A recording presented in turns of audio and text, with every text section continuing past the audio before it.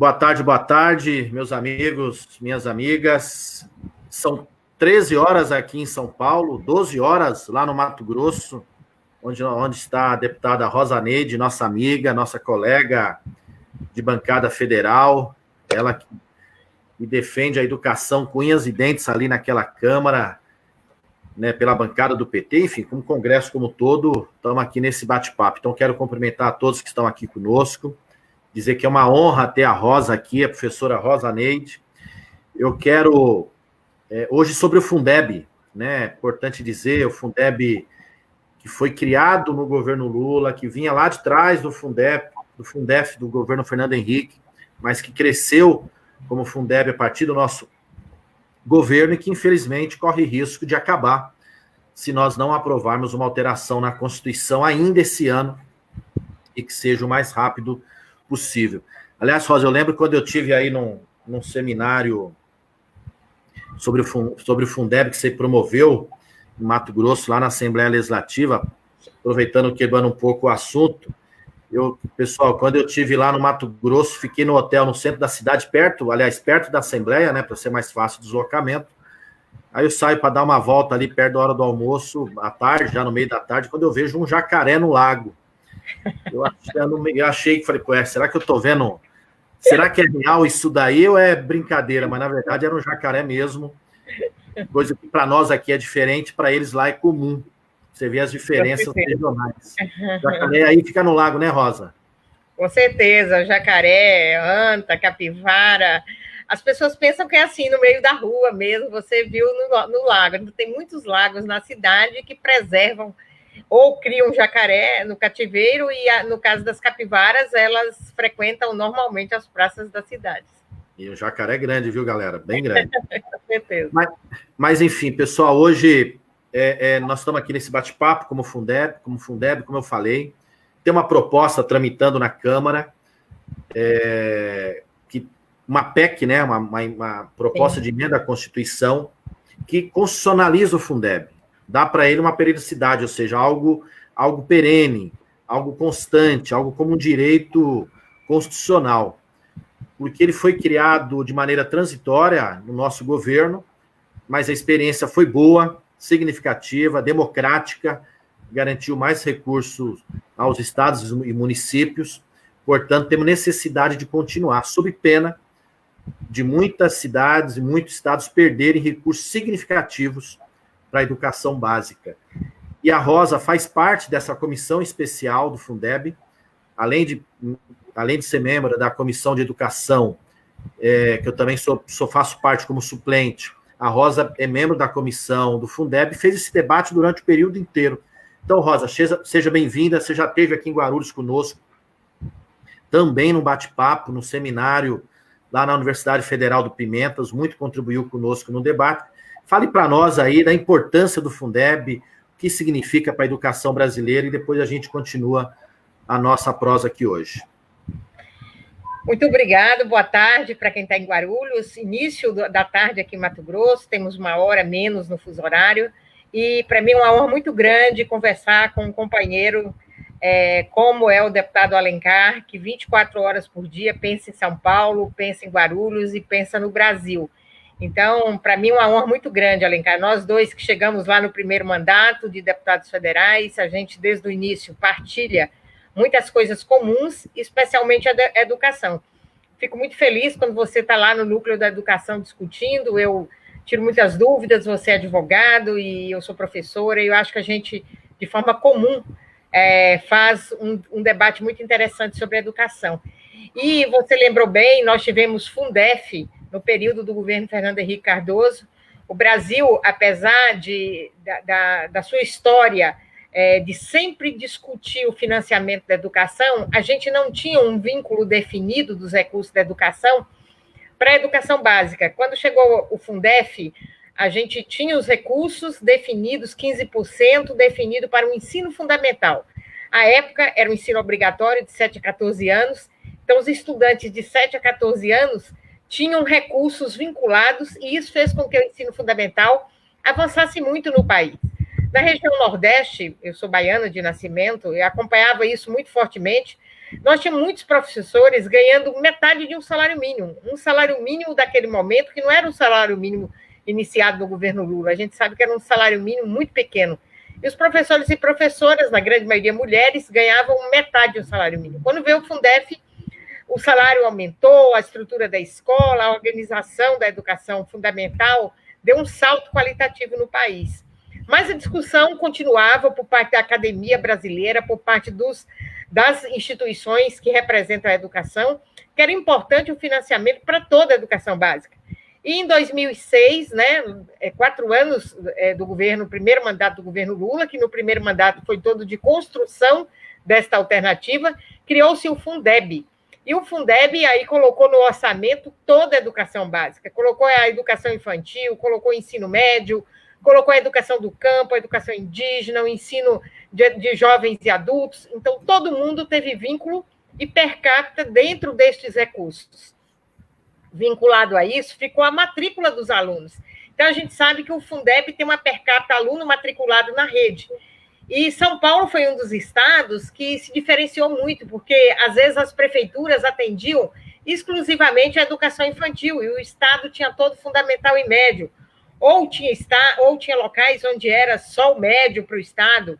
Então, isso fez com que as prefeituras, especialmente, avançassem muito na matrícula, especialmente na matrícula de educação infantil, dando continuidade, e avançou muito no ensino fundamental. Aquela questão dos municípios e o estado indo fazer as tratativas, quem matriculava, e aí a gente tem no Brasil uma organização de matrículas vinculadas ao Fundeb. E aí eu sempre digo, se 31 de dezembro nós não tivermos votado a nova PEC e a gente constitucionalizar o Fundeb, nós vamos desestruturar a matrícula do país como um todo. As prefeituras, especialmente, terão, a não ser, tem cidades, que têm mais recursos, ela poderá dar conta de abrir as suas escolas. Agora, as cidades pequenas, que têm o FPM como seu fundo mais importante, e o Fundeb, ele cobre as despesas da educação atualmente. Se o Fundeb não tiver aprovado, nós teremos desregulado a educação básica no Brasil como um todo. Então, esperamos, a PEC 15 é desde 2015, ela agora constitucionaliza, torna o Fundeb mais robusto, não tanto quanto a gente gostaria, mas o principal ponto é que ele vai ficar constitucionalizado e nós teremos aí a segurança jurídica quanto ao orçamento para o ano de 2021. É isso que a gente está lutando, fizemos várias reuniões, esse mês, 2 reuniões com o presidente Rodrigo Maia, no sentido de estruturar o Fundeb, o texto, o relatório, que você acompanhou antes da pandemia, fortemente as discussões, para que a gente tenha essas garantias, e esperamos ainda, final deste mês, início do próximo, esta votação. Muito bem, Rosa, cumprimentar aqui alguns amigos e amigas, o Endel, o Hernai de Andrade, a Tânia Maria Bittencourt, lá de Cruzeiro, a Sandra Oste de Guarulhos, Silvio Romero Melo, Elton Morales, lá do Rio Grande do Sul, Santana do Livramento, boa tarde, companheiro, Solange Cristina Castro, a Glória Alencar, opa, isso aí é xará, hein? Dizendo aqui um fora Bolsonaro, José Luiz Giarreta, dizendo que é ridículo o governo Bolsonaro, concordamos, o Adalberto Vieira Barbosa, nosso companheiro da Zona Leste, aqui de Guaianazes, agora na Moca, e está dizendo, Adalberto, emancipação só com educação pública de qualidade com participação popular. Muito bem, Adalberto. Felipe Pena Nogueira, boa tarde, Alencar. Felipe, filho da Albertina, nossa companheira de São José, manda um abraço para a Tina, essa guerreira do Cine Saúde. O Elton Morales, a Camila, que é dirigente do CA do Mackenzie, aqui de São Paulo. A Cida Ribeiro, o governo do PT deu outra cara para a educação, para o investimento na educação, da creche à pós-graduação. É verdade, Cida, tantos programas fundamentais, importantes, aliás, foram feitos nas diferentes áreas, mas na educação não foi diferente. ProUni, Fundeb, como falou, as novas universidades, institutos federais, novos campos, enfim, democratizou o acesso, fortalecimento do Enem, e muita gente que antes achava que a educação não era para ele, que não podia, que não conseguia, que não teria condições, ingressou na universidade, às vezes a primeira pessoa da família que foi fazer uma faculdade, um ensino superior, mas não descuidou também da educação básica, por exemplo, o Fundeb. A Edna Maria, aqui de Guarulhos, a Marisa Del Monte, lá de São Bernardo do Campo, junto com o Brás Marinho. Forte abraço para vocês, o Leandro Gomes, Luiz Henrique Gomes, de Porto Alegre, também do Rio Grande do Sul. Boa sexta-feira de luta contra a milícia que destrói o Brasil, isso mesmo, estamos juntos nessa luta. Marco Antônio Carlos. Só para... Nós temos estados mais ricos, cidades mais ricas, só que nós temos outras mais pobres.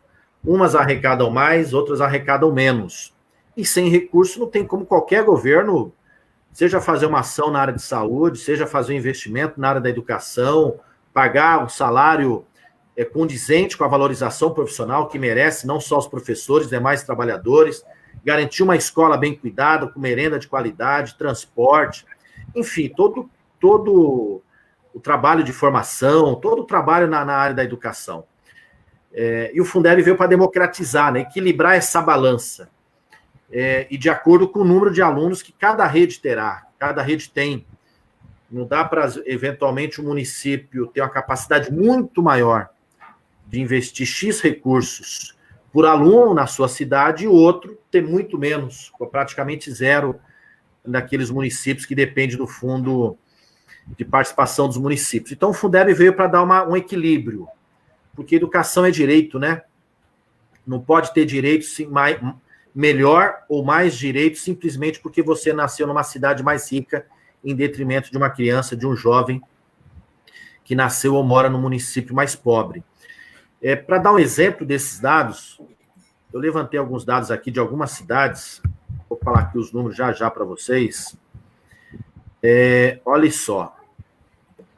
Vou dar exemplo de Guarulhos, que é uma cidade grande, a segunda cidade do estado de São Paulo em população, 1.300.000 pessoas, que tem o maior aeroporto do país, que circula aqui milhares de pessoas. Guarulhos destina, ou seja, ao fundo, ao Fundeb, estou arredondando aqui, 315 milhões. 470.694 reais,80 centavos. Então, 315 milhões Guarulhos destina. Mas Guarulhos recebe do Fundeb 506 milhões, 697.380 reais,25 centavos. Se o Fundeb acabar, não continuar, isso nas regras, estou dizendo só das regras atuais, nós queremos aumentar a participação do governo federal. Guarulhos perderia, se ele acabar, para o ano que vem, 188.829.700 reais. Quer dizer, um valor significativo que deixará de ser investido na educação do município de Guarulhos. Vai afetar salário de professor, demais profissionais, e todo investimento, novas escolas, zeladoria, material, enfim, um conjunto de investimentos necessários na área da educação. Ferraz de Vasconcelos, que é uma cidade vizinha, aqui também na Grande São Paulo, ela destina 28 milhões e recebe 94 milhões. Portanto, ela perderia, meus amigos, minhas amigas de Ferraz, 66 milhões. Quer dizer, um impacto significativo numa cidade como Ferraz, que já é uma cidade pobre, se comparada com outros municípios, o índice de desenvolvimento humano ali é baixo, então ela perder 66 milhões terá um impacto significativo na luta, inclusive, contra a desigualdade, né, através da educação, que é permitir maior investimento. Mogi das Cruzes, que também é uma cidade aqui do entorno grande, rica se comparada a Ferraz, perderia 224 milhões, melhor, perderia 137 milhões, porque ela destina ao fundo 84 e recebe do fundo 224, quer dizer, um valor significativo para Mogi. Suzano perderia 48 milhões. Francisco Morato, do outro lado, também na Grande São Paulo, perderia 80 milhões por ano. E Franco da Rocha perderia 50 milhões. E assim outros municípios. Então, só para ver aqui no entorno, é muito dinheiro que essas cidades perderiam e afetaria aí o investimento em seus municípios. Por isso, essa luta, não só para a gente colocar o Fundeb na Constituição, para não ter risco de algum governo que não gosta da educação como o governo que está aí, é mais do que nítido. Aliás, ontem, Rosa, nós temos que comemorar, né? Porque ontem o ministro da deseducação, da ignorância, foi embora. Verdade que Bolsonaro quer premiar ele mandando para o Banco Mundial, um absurdo, né? Quer proteger ele fora do país e ganhando milhares aí de dólares para trabalhar no Banco Mundial, mas que não fez nada, nenhuma política de fato para a educação brasileira, que jogou contra o Fundeb, aliás, só não aprovou antes, porque o ministro não deixou, articulando ali na Câmara com os seus deputados. Então é lamentável todo ataque, né, que esse governo faz à educação, o governo Bolsonaro, o ex-ministro, como se a educação não fosse um bem precioso, né, algo importante para a gente construir uma sociedade mais justa, mais igualitária. Aliás, Rosa, fazendo um pequeno parênteses sobre o Fundeb, daqui a pouco a gente volta. O que você achou né, desse período desse ministro na educação e como você vê a saída dele do ministério na data de ontem? Veja bem, eu até fiz essa análise para alguns veículos de comunicação. Infelizmente, 1 ano e 4 meses, né, praticamente, quase 1 ano e meio, ele não deixou uma marca, né? As marcas que ele deixou foi a marca da destruição. A gente tem uma história da educação que a gente não precisa nem a gente fazer discurso. Eu acho que a população brasileira reconhece o trabalho dos governos Lula e Dilma na educação. Período de Fernando Haddad ministro, e outros ministros que a gente teve aí, e sabe que a gente avançou muito nesses anos de governo. Mas a gente tem uma história, né? Uma história que é anterior ao nosso governo, uma história que vem sendo construída pelos profissionais da educação, que esse ministro entrou e ele pisoteou aquilo que as universidades havia construído, aquilo que a educação básica havia construído, a ciência no Brasil completamente desrespeitada. Então, isso é tudo que o mundo olha e quer avançar. A educação foi porta de entrada e de saída para os países que melhoraram as suas economias em todo o mundo. Esse ministro, que é economista, ele entrou no MEC e desdenhou, ele não olhou nada. Você vê a CAPES, o INEP, instituições históricas, consolidadas, o ministro não deu a menor atenção. O ministro não olhou para trás, ele não olhou para trás e nem olhou para frente. Ele rasgou o que tinha e pisou em cima. Então, eu tive algumas reuniões no MEC com o ministro em função do Fundeb e pude, de perto, olhar uma pessoa desrespeitosa que ficou esse 1 ano e 4 meses e não fez absolutamente nada. Se tiver que fazer um relatório e dizer isso foi do período Ventralbe no MEC, eu acho que a gente não registra uma linha de avanço. Fora as agressões, né? A gente olha, ele realmente é uma pessoa que gosta do conflito, ele é uma pessoa desrespeitosa. Eu não sei se tem algo que pode ser pior, mas como estava o ministro Vélez, e a gente achava que estava muito ruim, fizemos audiências públicas lá na Comissão de Educação. O Vélez era uma pessoa respeitosa, ele apenas não entendia nada do processo de educação do Brasil, mas ele era respeitoso, cidadão com muita idade, que tinha muita idade, ele para o cargo que ele estava, ele não correspondia. Só que ele saiu e veio muito pior que ele. Essa é a minha temeridade. O que será amanhã da educação brasileira com a indicação do presidente da República, que é uma pessoa que o MEC é entregue aos terraplanistas, é entregue àqueles que a ciência, eles recusam perceber os avanços da ciência no mundo. Então, se ficar com este mesmo foco que os filhos do Bolsonaro são adeptos, indicar uma pessoa dessa mesma linha, a gente pode piorar um pouquinho mais do que está aí. Eu espero que a gente tenha eu não quero quanto pior, melhor, não. Eu sou educadora e quero a educação brasileira, porque eu acho que é a única porta que é aberta para os filhos e filhas dos trabalhadores. Então, como a porta se fechou durante esse governo Bolsonaro, eu quero alguém que mantenha a porta aberta, né? Mas vamos esperar aí o que virá. É isso aí, não tem jeito. Sem a educação, a gente não transforma, não tem uma sociedade com mais cultura, com mais conhecimento, não constrói também uma sociedade de paz, né? Porque se a gente não saber, não tiver curiosidade, não tiver acesso, não tiver oportunidade, muitas vezes ficamos presos no nosso mundo e não conseguimos progredir enquanto sociedade, né? O mundo inteiro que investiu em educação se transformou. Se a gente pegar a transformação a partir do governo Lula, que nós tivemos, a diversidade, a amplitude no acesso à educação, a gente vai ver como estão atualmente nossas universidades, né? Não agora, cada pandemia, mas enfim. Muita gente que acessou e tem uma cultura, um pensamento bem diferente. Então, a gente precisa... Agora, nesse momento, o que está todo mundo, o mundo inteiro, não importa o país, não importa... O que o mundo, a classe social, a raça, enfim, o que o mundo inteiro está esperando nesse momento? Um remédio ou uma vacina para acabar com o Covid. Quem vai descobrir isso? Cientistas, pesquisadores, que se educaram, que tiveram acesso a conhecimento, tiveram acesso à educação de base, enfim, assim foi ao longo do tempo, pesquisa, e o governo ataca a todo momento. Aliás, a Weintraub, antes de sair, cometeu mais uma agressão contra os negros e os índios, tirando a cota na pós-graduação. Quer dizer, que governo é desumano, é um governo cruel. Insano. Não canso de repetir, Rosa, é um governo desumano. Não tem qualquer preço pelos valores e para o nosso povo, em especial o povo mais pobre, mais humilde. Cumprimentar aqui o Resistência Contemporânea, o Crispim, a Edna Maria. Esse é um governo fascista que quer acabar com a educação.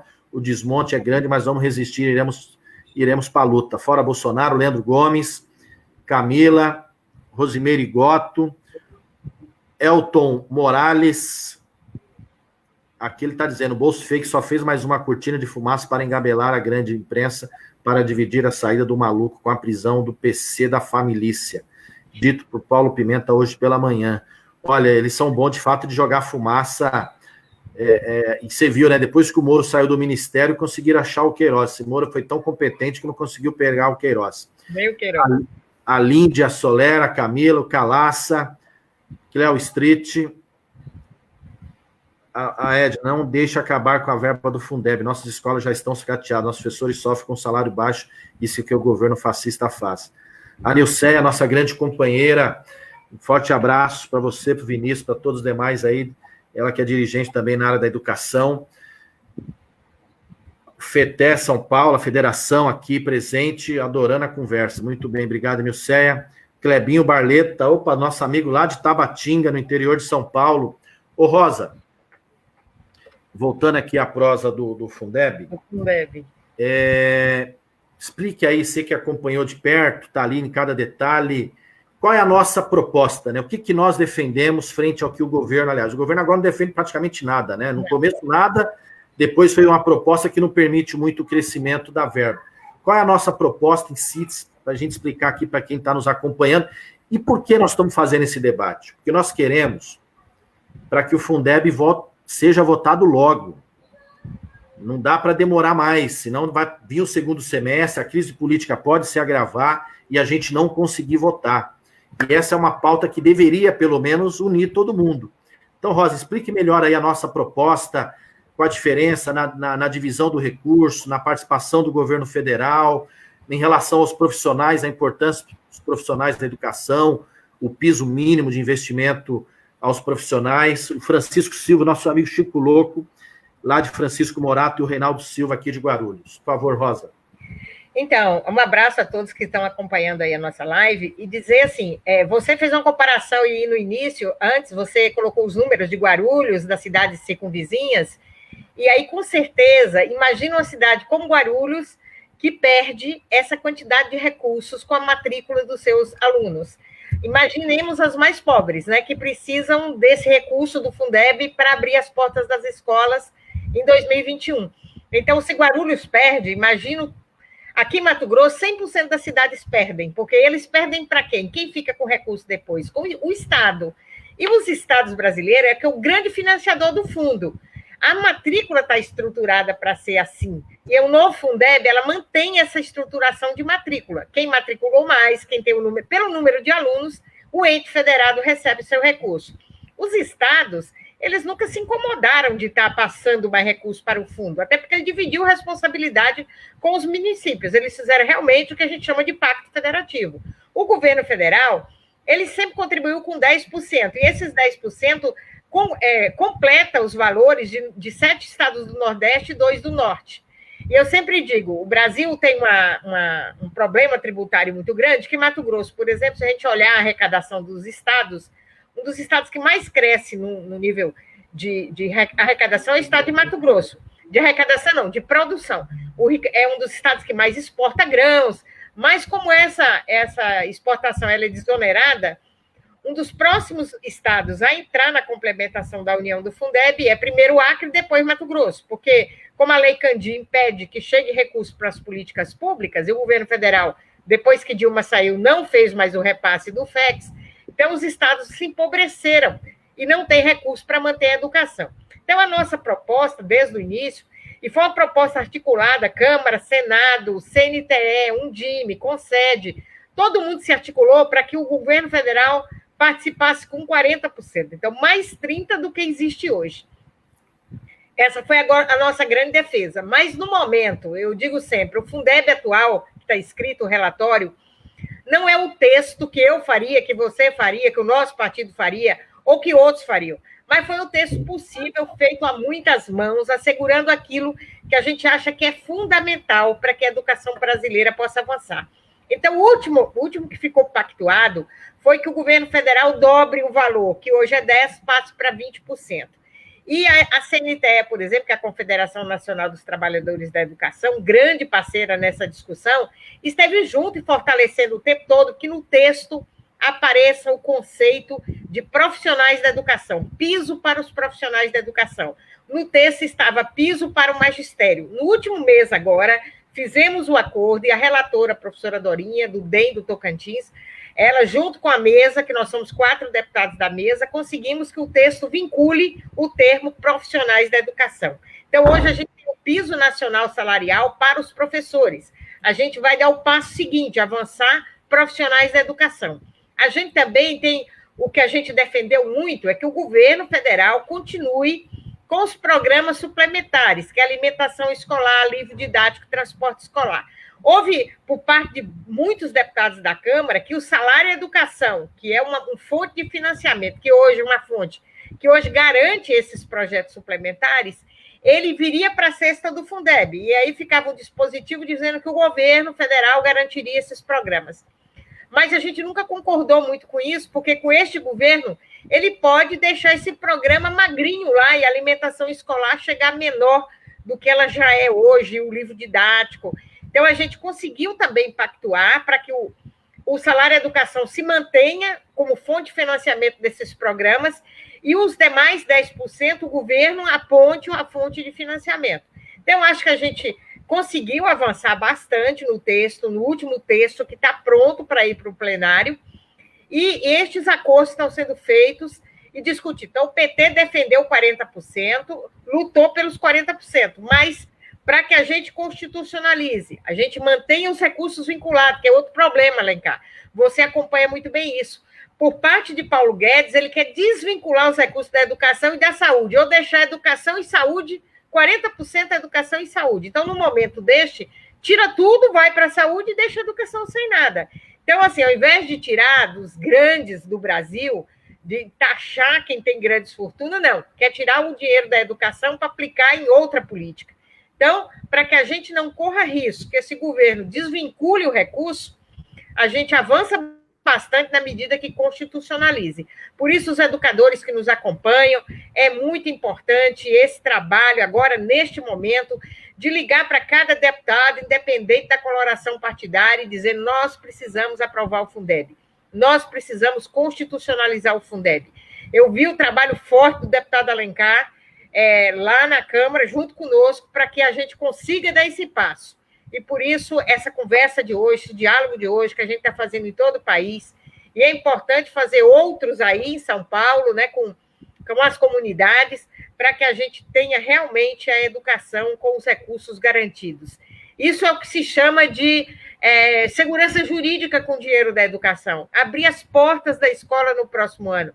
Estamos agora discutindo volta às aulas. Como vamos voltar às aulas sem álcool gel, sem máscara para as crianças, sem recurso para desinfectar as escolas. Em todos os países, os governos têm lá na lista de prioridades o volta às aulas. O governo brasileiro discute abrir o shopping, abrir a feira, abrir as pistas disso, daquilo mais, e o volta às aulas. Quem está discutindo é a Câmara.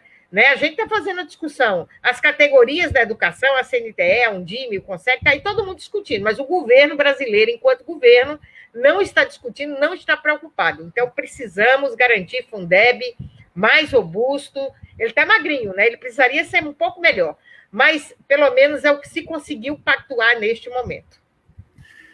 Muito bem, Rosa. Cumprimentar aqui o Rubens Negri Temóteo, Sebastião Romão, nosso companheiro de Itaquá, Leandro Gomes, a Tânia também dizendo a Fundeb é a esperança de todos os profissionais da educação. Não deixe essa nossa segurança acabar, ela que é professora. Domingos Correia, Ivanete Oliveira, mandando boa tarde para a Rosa, o Gilmar Santos, do Movimento de Moradia, também acompanha a educação. Saída do país passa pelo fortalecimento da educação, por isso que no governo do Dilma garantiu a vinculação dos recursos do pré-sal à saúde e à educação brasileira. Muito bem lembrado, Gilmar. Sérgio Moreira, nosso amigo Serjão, Márcio Tiara, Reinaldo Franco, nosso amigo vereador, professor lá de Embu das Artes, será o nosso prefeito, tomara. Reinaldo, estamos juntos. Aliás, mais tarde preciso falar contigo. Aqui a cidade de Embu, Iguaçu, recebeu do Fundeb em 2019 um valor de 25 milhões. A metade a cidade financiou, o restante veio exclusivamente do governo federal. Ou seja, se o Fundeb não for renovado, teremos que diminuir pela metade o atendimento da educação na cidade de Embu, Iguaçu. Caso o Fundeb não seja renovado. Olha só o Reinaldo dizendo aqui de Embu, Iguaçu, também na Grande São Paulo, mas do outro lado, oposto de Guarulhos, atravessa toda a capital para chegar lá em Embu, além de andar um pouquinho mais, dizendo que do valor total que o município tem, que recebe do Fundeb, ou seja, 50, 25 a cidade contribui, ou seja, perderia 50% a capacidade do seu financiamento. Isso numa cidade como Embu, aliás, qualquer uma, né, que perdesse tudo isso do seu recurso, uma redução drástica, é um ataque. E o que é educação, né? O que é essa palavra? Na verdade, é garantir investimento, seja para o profissional, para o trabalhador da educação, garantir que o aluno, né, ou seja, a criança, o adolescente, a educação de jovens e adultos, tenha o mínimo de recursos para fazer as atividades necessárias, né? Garantir o funcionamento. Se hoje não é o mundo ideal, né, nós já temos problema, imagine essas cidades perdendo de maneira significativa esses valores. Isso impactaria não somente a educação, como impactaria também outras áreas dos municípios, porque o município tem que investir o mínimo na educação, 25%. Ele vai tirar esse recurso da sua arrecadação, que hoje ele consegue destinar a uma outra área, né, para a educação, que vai afetar também, né, qualquer trabalho do serviço público nas cidades e país afora. Então, é necessário que a gente aprove o mais rápido possível o Fundeb. Genilda Bernardes, nossa vereadora, o Arinaldo Silva, Kátia Carneiro, a Genilda, que é nossa vereadora aqui na cidade de Guarulhos, presidente do PT, também professora, então conhece bem a educação, fez recentemente um grande debate sobre a educação aqui no município. E aí ele está dizendo, não só as cidades da Grande São Paulo, mas principalmente o Nordeste seria muito impactado, pois 60% do recurso da educação vem pelo Fundeb. A Nilceia, nas visitas feitas em vários municípios, os prefeitos estão apavorados, porque se acabar o Fundeb, não terão meios de manter nem a creche e a pré-escola. Muito bem, Nilceia. Mas nós não vamos deixar não, viu? A Ivanete dizendo que lá no Rio Grande do Norte aconteceu uma importante audiência pública online sobre o Fundeb. Importante, envolve a sociedade sobre a discussão do Fundeb. Então as pessoas têm que entender o que está em jogo. O governo Bolsonaro é bom de criar fumaça, né? Estamos vivendo uma crise sanitária grave, infelizmente vitimado muitas pessoas, e o governo não dá o lamento. Outros fatos políticos, mas não podemos descuidar também daquilo que é fundamental, não só agora, mas para as próximas gerações, enfim, para o próximo período, que é a garantia do Fundeb. Ô, Rosa, você colocou algo importante. Olha só como a educação ela permite as composições, né? Nós defendíamos uma proposta diferente, onde a complementação da União ia ser bem maior, chegando ao longo do tempo, ou seja, não é 40% para o ano que vem, mas ao longo do tempo, para que pudesse chegar a contrapartida, ou seja, aquilo que o governo federal colocará no Fundeb seja 40% do valor total. O ministro, na hora, não queria saber, mas ao longo do tempo foi com a união de partidos, daqueles que defendem a educação. E é importante dizer, a presidente da comissão é a deputada do DEM. Sim. Proposta. A relatora. A relatora, professora Dorinha, tem trabalhado muito nisso. Não chegamos ao ideal, mas chegamos numa posição que, pelo menos, vamos dizer, tira a resistência do lado do governo. Esperamos que eles não continuem boicotando. Por que isso? Porque não dá, num momento como esse, que está em risco o Fundeb, se a gente não aprovar, nós vamos perder, eventualmente a gente ficar disputando algumas posições que podem acabar comprometendo tudo.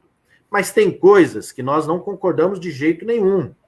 Por exemplo, Rosa, eles têm cumprimentar aqui também o Rafael Paredes, está mandando um abraço para todo mundo, e o Reinaldo Franco, que é também economista, diz: a PEC 95 já atrapalhou a educação. Se o Fundeb não for renovado, teremos um caos na educação. A Luzia, que é nossa assessora, mas sou fã da Rosa Neide. Trabalharam juntos no MEC. Vanderlei Ramazini, que é bancário do sindicato. Nesse momento de crise, estão tirando os estudantes da rede particular e mudando para as escolas públicas. O Fundeb é mais importante ainda para as cidades. Muito bem lembrado, Vanderlei. Nós vamos ter uma quantidade maior, provavelmente, de matrículas de estudantes. Perder o recurso, a qualidade tende a cair muito mais. Então, Rosa, fala um pouco também. Essa turma diz que não gosta de ajuda de Estado, que o Estado não tem que se intrometer na economia, que o Estado tem que cuidar da coisa. Mas eles estão sempre de olho no orçamento público. Aí tem alguns lá defendendo que tem que ter a história do voucher. Quer dizer, o governo vai dar dinheiro para as pessoas contratarem matrículas nas escolas particulares. Ora, isso também vai desmontar a educação brasileira. Quer dizer, dinheiro público para sustentar uma escola particular. Ora, quem quiser pôr seu filho na escola particular, que ponha. Aí é uma decisão pessoal. Mas não queira pegar dinheiro público para poder financiar a educação desde o ensino infantil, ou seja, todo o ensino básico, com dinheiro público. Quer dizer, é um absurdo. Mas esses que defendem isso, os deputados, são justamente aqueles que defendem um Estado pequeno, do ponto de vista social, do ponto de vista da prestação dos serviços públicos. Dizem que o Estado não tem que intervir na economia, mas quer um filé, querem um recurso, querem o dinheiro, seu dinheiro, dinheiro do povo, para garantir uma vaga numa escola privada para sustentar outras escolas. Quer dizer, é um absurdo. Rosa, comente um pouco também sobre isso, porque nós somos contra também essa proposta. Veja bem, Alencar, você lembrou muito bem. Nós tivemos assim, embates na comissão, porque tem um pessoal que defende o voucher aí fortemente, que o dinheiro público que está à disposição do Fundeb deve ser dado em forma de voucher aos pais dos alunos, para que ele procure a escola privada que ele quiser e coloque o filho. A gente tem exemplos no mundo, fortes exemplos, a Inglaterra fez isso fortemente, o Chile fez isso, e os países que fizeram isso já recuaram, porque não deu certo. Por exemplo, um pai vai lá, uma família procura uma escola, esse voucher normalmente é um valor bem menor do que é a mensalidade de uma escola. A escola privada, ela só vai aceitar esse voucher quando sobra a vaga, é o restante da vaga, e ele aceita para completar turmas, coloca os filhos dos trabalhadores lá como se fosse o que sobrou, e aí todo mundo, muita gente vai sair da escola pública, vai para esses lugares achando que vai estar em uma situação melhor, e não vai estar, porque vai estar a criança sendo rejeitada e muito preconceito com essas crianças, e nós vamos ter escolas que vão sobrar vagas na escola pública, e daqui a pouco desativa uma escola, não dá certo lá, e a gente fica sem os prédios e sem a nossa estrutura. Então, esse modelo de voucher é um modelo que cresce o preconceito contra os filhos dos trabalhadores, desagrega a estrutura da escola pública, não financia, de fato, a escola pública de qualidade, porque você tira do financiamento. Então, e na Constituição está garantido que recurso público para a escola pública, foi isso que o Constituinte 88 aprovou, e aí depois já teve uma emenda que essas escolas filantrópicas, às vezes de educação infantil, que as prefeituras e o Estado faz os convênios, isso já está posto, isso vai continuar, mas nós conseguimos, com muita argumentação, temos preocupação de que no plenário apareça esse tipo de emenda, temos conversado bastante com os líderes, nosso líder, deputado Enio, para que no acordo a gente mantenha o que está na Constituição, recurso público para a escola pública, porque nos países que experimentaram, eu tive a oportunidade de ficar dentro de sala de aula no Chile, observando e conversando com os gestores da educação, e todo mundo muito indignado com a questão do voucher, porque o voucher tirou o aluno da comunidade, levou para outra numa expectativa, não deu certo, o aluno retorna. E nesse retorno, não tem mais a vaga, não tem mais a estrutura, você consegue desestruturar a escola. É como a lembrança que foi feita aqui, por você, Alencar, da matrícula, da grande matrícula que foi feita com os recursos do Fundeb, e hoje, se eu disser não tem mais esses recursos, como ficarão as matrículas no próximo ano? Eu tiro o dinheiro do município, ele já tem essa estrutura. A escola estadual, antiga, que era vinculada a esse recurso, que era do Estado de São Paulo, ela não existe mais. O Estado já fechou a escola, já passou para o município, já fez adequações, ele não tem mais esse prédio, essa estrutura física. E se eu disser, eu tirei o dinheiro e agora como fica? A mesma coisa do voucher, eu tiro hoje, amanhã não vai dar certo, porque não deu certo em outros lugares do mundo, e esse exemplo é muito ruim. Então, dinheiro público para a escola pública, nós queremos uma escola pública bem estruturada, com recurso público. É o mesmo modelo que a gente está vendo na saúde. Tirou dinheiro do SUS com a medida... que fez o teto do gasto, aí tirou mais de 28 bilhões da saúde. O que é que nós estamos vendo hoje? O SUS desestruturado. E para a gente socorrer os pacientes do Covid hoje, se nós não tivéssemos uma rede minimamente estruturada, como é que nós estávamos? Já estamos cheios de problemas se não tivéssemos, como seria? Então, queremos educação pública estruturada, com segurança, para que os sonhos e expectativas das famílias sejam realizadas com a abertura da escola pública e com recurso da escola pública. Rosa, mais uma aqui, a Maria Tereza, lá do Rio Grande do Sul, também dizendo, sou sua fã, sem o Fundeb vai ser uma tragédia para a educação. O Marco Arroio, eu vou cumprimentar o Marco Arroio, nosso grande amigo, companheiro, parceiro, feliz em vê-lo aqui, Marco Arroio. Aliás, um convite aqui aos amigos e amigas que estão nos acompanhando, curta a nossa página, é Alencar Braga 13, Twitter, Facebook, Instagram, também da professora Rosa Neide. Rosa, tem na cabeça aí o nome da sua página? Sim, professora Rosa Neide. Sempre, todas as mídias deputada professora Rosa Neide. Deputada Rosa Neide, curta a página também da Rosa, né, ajudando a compartilhar, levar informação para mais pessoas, trazer sua opinião, sua crítica. Então, por favor, participe conosco. Cumprimentar a Laninha Queiroz, o Atman, a Marca Arroio, já falei, dizendo sem a... Cadê o assunto super relevante sobre o futuro da educação no país? A Luzia, há uma falsa ideia de que a escola privada é melhor. Os dados mostram que os professores das escolas públicas têm melhor formação do que os privados. Muito bem. E muitos professores da privada também dão aula na escola pública. Sim. A Cida Ribeiro, governador de Minas, do Novo. Né, o Novo não tem nada de novo, é tudo velho, só quer destruir aquilo que é público. Fez sua campanha defendendo o voucher para a educação, sem leitura e capacidade de previsão do que isso acarretará. Muitas pessoas acharam bonito. É um fantasma que nos ronda. Muito bem, Cida, essa mensagem sua aqui. De fato, temos que acabar com isso. O que é público tem que ser investido para o público. Né? Não pode a educação estar suscetível a outros interesses, né? Interesses comerciais, financeiros, e com dinheiro público que essa turma quer ser financiada. A Eva Barros, a Neuza Vasconcelos... Eva Barros de Itaquá dizendo presente. A Genilda dizendo, o Fundeb significou a democratização do ensino do país. O Bonfim Cabral, estou aqui, vamos compartilhar com várias pessoas, inclusive vários educadores do Distrito Federal. Forte abraço, Bonfim, nosso companheiro, amigo. Cuide-se aí, hein, Bonfim. Toda a prevenção é importante, aliás, para todo mundo. Bom, companheiros, já são 13h49, 50 minutos aqui de conversa, tá bom, um bate-papo esclarecedor, a Rosa dando uma aula. Aliás, quando ela veio na Unifesp, foi assim também, demonstrou todo o seu conhecimento da educação, os meandros, os detalhes, e muito atualizou naquele rico debate que nós fizemos. Sim.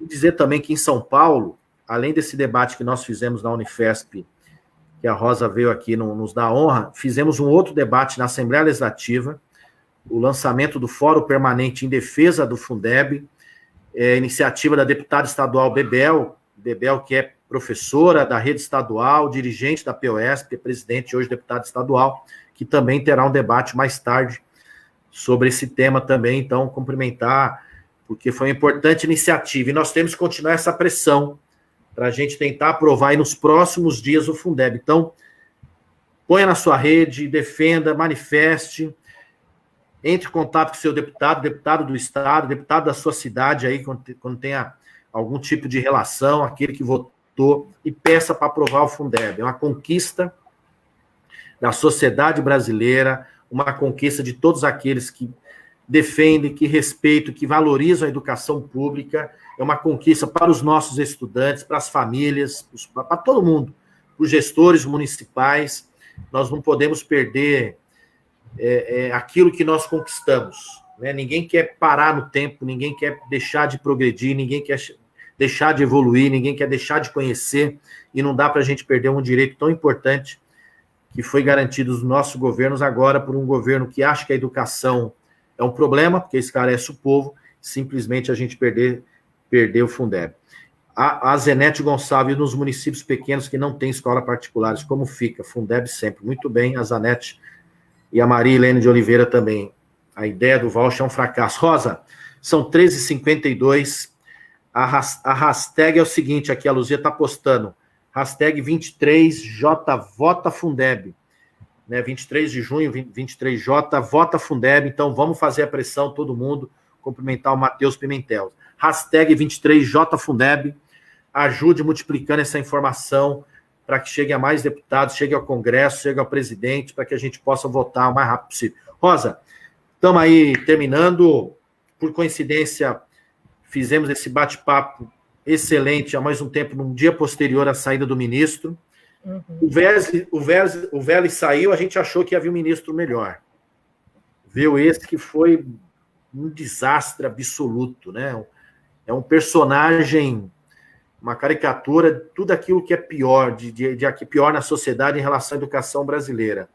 Esperamos que o governo tenha um mínimo de sensibilidade de botar alguém, pelo menos, que seja racional, que tenha civilidade, que tenha capacidade do diálogo, de escutar o outro, de tentar compreender a ideia do outro, e que também respeite a educação. Nós podemos até ter visões diferentes sobre a educação, como nós temos visões diferentes sobre a educação, um conjunto de deputados que tem uma outra visão, defende outra coisa, mas pelo menos ao princípio de que a educação tem que ser valorizada, né? E aí a gente não vê por parte do ministro que é estável. Então a gente espera que pelo menos haja uma mudança no perfil de quem estará no ministério. Cumprimentar aqui a Fernanda Cucci, parabéns pelo trabalho, muito bom contar com a deputada Rosa Neide nessa luta. Maria Ângela Rubini também, a Sandra Ost, a Eva Barros. Então, Rosa, para a gente fechar o nosso bate-papo, o Bonfim está dizendo, o secretário de Educação do DF também pediu para sair. Rosa, para a gente fechar esse nosso bate-papo, qual a mensagem que você dá aqui para todo mundo ajudar nessa mobilização, nessa pressão, e o que você espera do próximo período nesse governo, de que pelo menos coloque alguém aí com capacidade de raciocinar, de refletir e de respeitar o outro? Alencar, para mim é uma grande honra. Tem uma questão aqui que eu vou aproveitar da Patrícia que perguntou e vou finalizando a questão do Fundeb. Ela está dizendo o que vai mudar com o Fundeb permanente. Nós vamos deixá-lo mais robusto, com 10% a mais.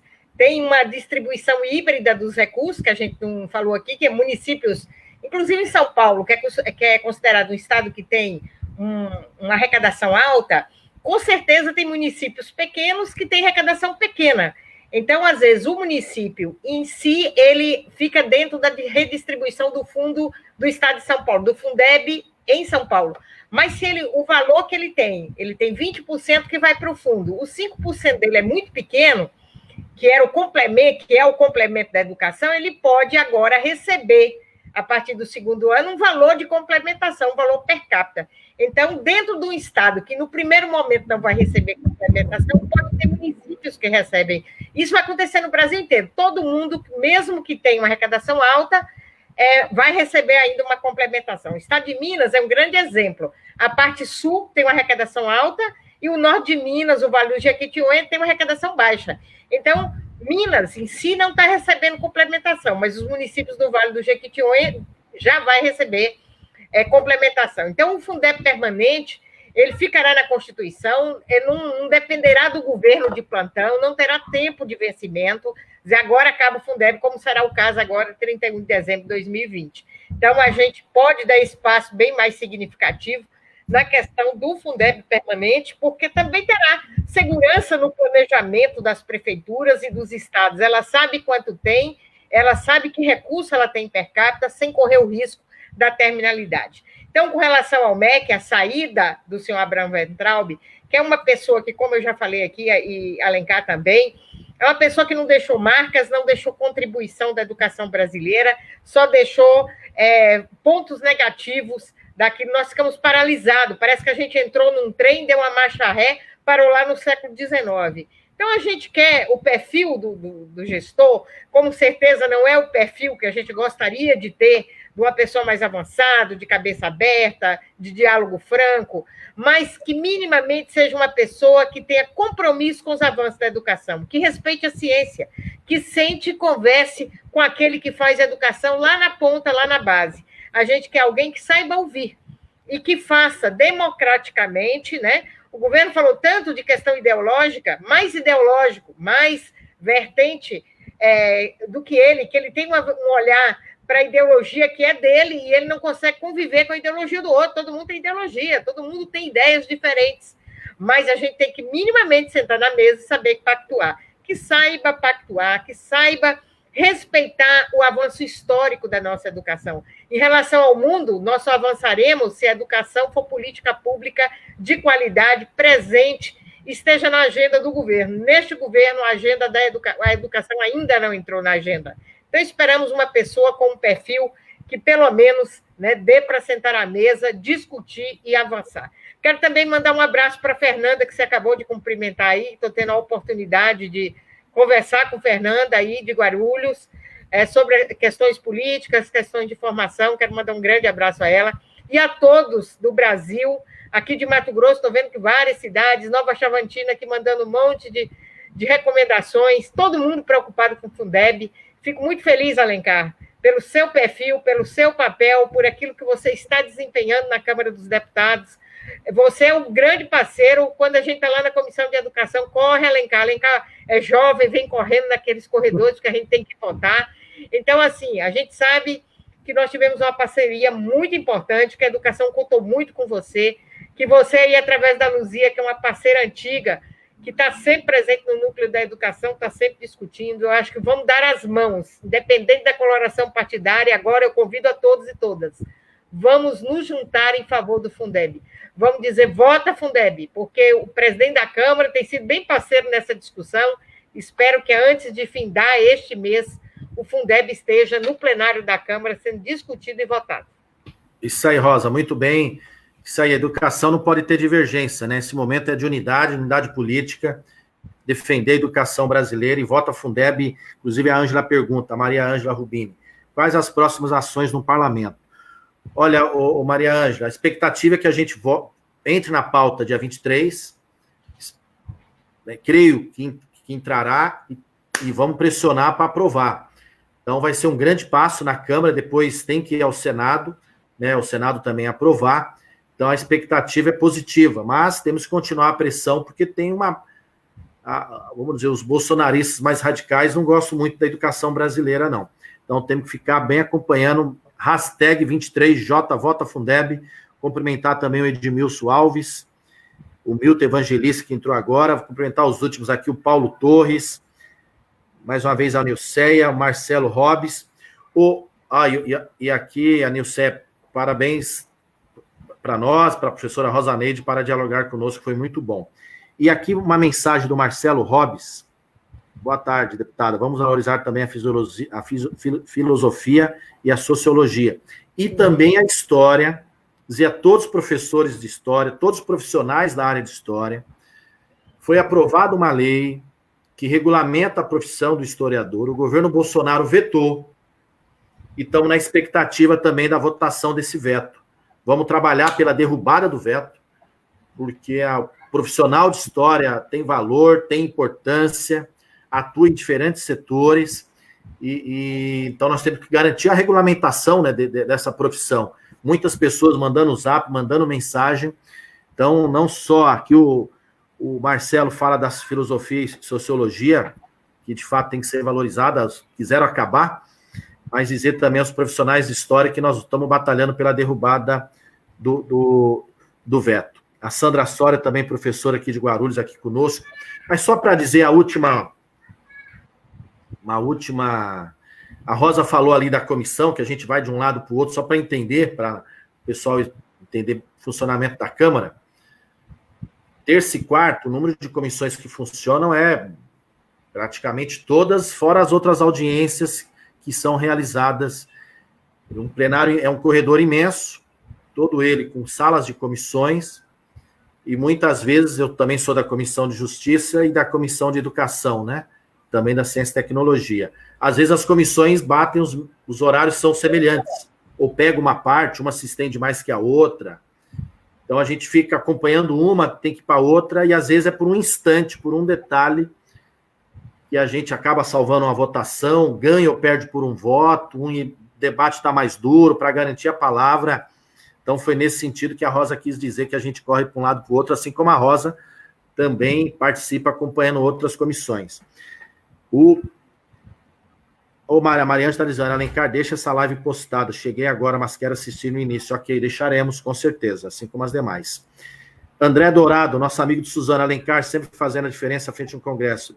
Deputado representa, assim como fez na LESC, fazendo grandes intervenções a favor do povo. Obrigado, André. Bom, meus amigos e minhas amigas, mais uma vez, curta a nossa página, Alencar Braga, deputada professora Rosa Neide também. Compartilhe, ajude a multiplicar essa informação, vamos pressionar. Mais uma vez, Rosa, foi um prazer, né? A gente tem trabalhado junto bastante ali na Câmara, feito boas parcerias, tenho aprendido muito contigo. Você que diria que da bancada do PT hoje, talvez seja a principal referência na área da educação, transformou o seu mandato numa trincheira em defesa da educação brasileira. Então é uma honra a gente estar junto lá, estar junto aqui, e com certeza faremos muito mais ações ao longo do período, passada essa pandemia, principalmente de forma presencial. Um forte abraço, um beijo para todo mundo e vamos à luta. Beijo, Rosa, fica com Deus. Um abraço, Alencar, e um abraço a todos que nos acompanharam, muita gente aqui de Mato Grosso também acompanhando, dizendo que você veio aqui, fez um excelente seminário, me ajudou muito, como eu fui a Guarulhos, estamos juntos aqui, a tecnologia também nos ajuda nesse momento.